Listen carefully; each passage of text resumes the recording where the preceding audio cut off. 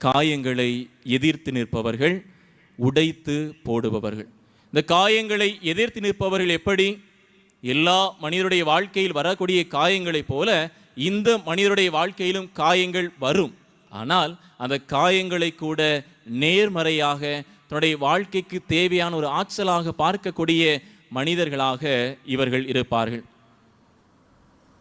யோசேப்பினுடைய வாழ்க்கையை தொடர்ந்து நாம் பார்க்கின்ற போது தொடக்க நூல் 50வது அதிகாரம் 20வது இறை வார்த்தையிலே, தன்னை அடிமையாக விற்ற, தனக்கு காயத்தை ஏற்படுத்திய, தனக்கு தீங்கு செய்த தன்னுடைய சகோதரரை குறித்து யோசேப்பு சொல்லக்கூடிய வார்த்தை, நீங்கள் எனக்கு தீமை செய்ய நினைத்தீர்கள், ஆனால் கடவுள் அதை இன்று நடப்பது போல் திரளான உயிர்களை காக்கும் பொருட்டு நன்மையாக மாற்றினார். இந்த இடத்தில் தன்னுடைய சகோதரர்கள் தனக்கு தீங்கு செய்தார் என்பது அவர் அறிந்த ஒன்று. தன்னுடைய தந்தையிடமிருந்து தன்னை பிரித்து விட்டார்கள், தன்னை அடிமையாக ஒரு இடத்தில் விற்று விட்டார்கள்.